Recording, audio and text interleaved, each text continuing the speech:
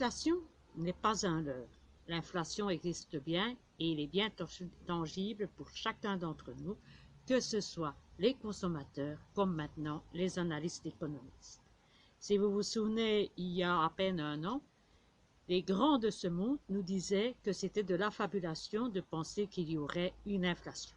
Et bien, chose est de constater aujourd'hui que ce n'est pas seulement une inflation qui est transitoire, mais que c'est une inflation qui va durer, que ce n'est pas une petite inflation, mais que c'est une inflation qui pourrait être galopante.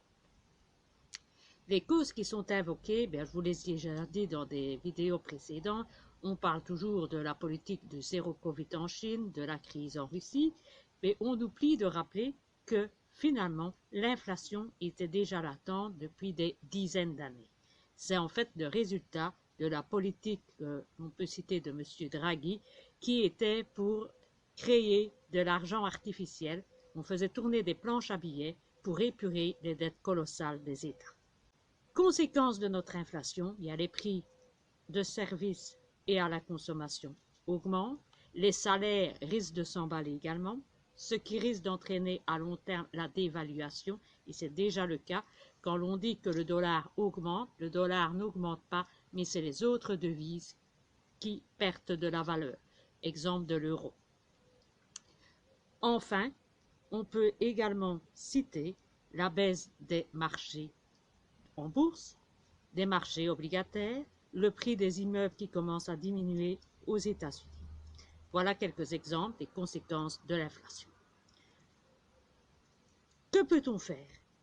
Eh bien, les banques centrales ont toujours dit et ont toujours tenu leur promesse d'intervenir et de garder le navire à flot. Mais est-ce que l'on veut réellement mettre un terme à l'inflation et utilise-t-on la bonne méthode pour y mettre un terme? Commençons par nous souvenir de ce que John Maynard Keynes indiquait. Il disait que l'inflation était un processus qui permettait au gouvernement de confisquer légalement une grosse partie des richesses des citoyens. Et quand on sait que les États sont surendettés et ont des dettes colossales, eh bien, pouvoir tirer dans la poche des consommateurs est une bonne solution, surtout que les autres solutions envisagées pour renflouer les caisses d'un État sont soit augmenter les impôts, soit diminuer les dépenses. Et c'est plus facile d'utiliser une sorte de confiscation légale de vol déguisé en utilisant le procédé de l'inflation. La BRI met en garde sur la manière dont on s'attaque à l'inflation.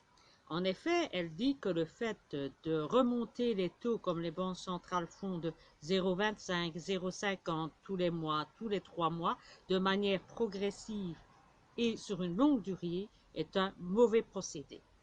Elle dit que l'inflation doit avoir une réponse dure, directe et rapide. Elle serait partisane de rentrer dans le lard directement en mettant directement un taux important afin de contrecarrer immédiatement l'inflation. Si on ne fait pas ça, la BRI met en garde sur une spirale avec les salaires, et si on en arrivait là, et pour elle, il est grand temps de changer son fusil d'épaule, car la situation devient inquiétante, eh bien, on risque à long terme d'avoir une inflation qui, à un moment ou à un autre, finira par diminuer, mais les prix ne reviendront jamais à ce qui existait avant l'inflation. Pour en arriver à revenir à ce qui existait avant l'inflation, il faut attaquer l'inflation dans l'œuf directement et en lui donnant un gros coup pour l'assommer. Comment s'est développée la psychologie inflationniste? Eh bien, si l'on regarde en Europe, on se rend compte que tous les États sont en état d'inflation, mais pas tous de la même. Si nous prenons le cas de la France, on voit des taux inférieurs à 5%, des États qui se situent en majorité entre 5 et 10%, et on a des États dans le sud de l'Europe, mais également dans les Pays-Bas, qui peuvent avoir une inflation supérieure à 22%.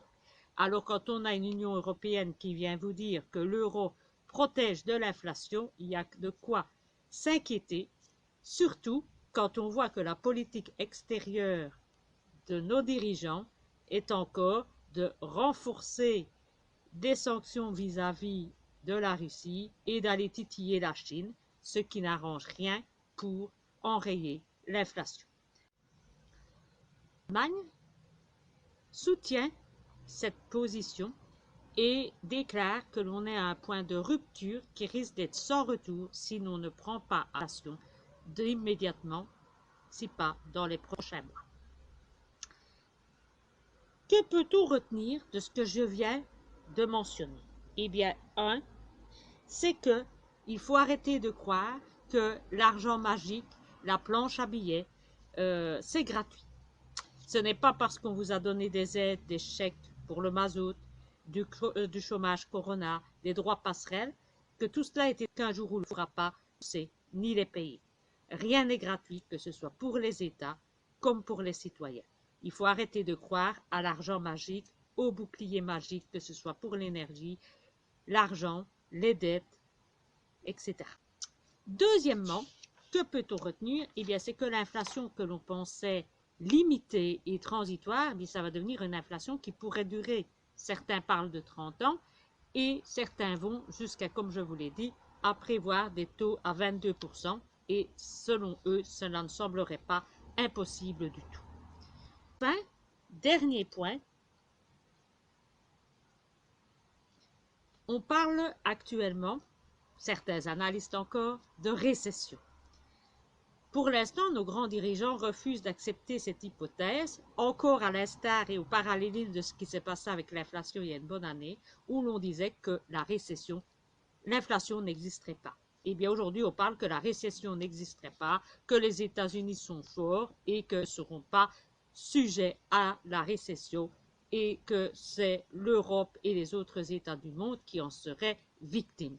Eh bien, c'est pour la deuxième fois consécutive, le deuxième trimestre consécutif, que le PIB des États-Unis est en baisse, ce qui correspond exactement aux critères pour être déterminés comme en récession. Donc, les États-Unis sont entrés en récession. Ce n'est pas une bonne nouvelle, mais pour certains, ce serait une bonne nouvelle, car ce serait ce qui pourrait mettre un terme à l'inflation. Néanmoins, si la récession n'est pas forte assez et que la croissance reste légère, avec des prix très élevés, on pourrait se retrouver dans une situation de stagflation. Par conséquent, que peut-on dire? Eh bien, on n'est pas sorti de l'auberge. On va sûrement entre inflation et récession. On ne sait pas encore le degré, mais ça, on le découvrira. Mais c'est une certitude, la récession sera bien présente dans les prochains mois.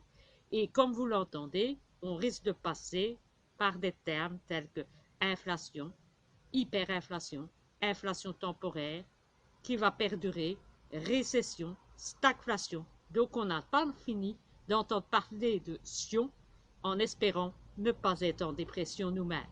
Je vous dis à bientôt et prenez bien soin de vous.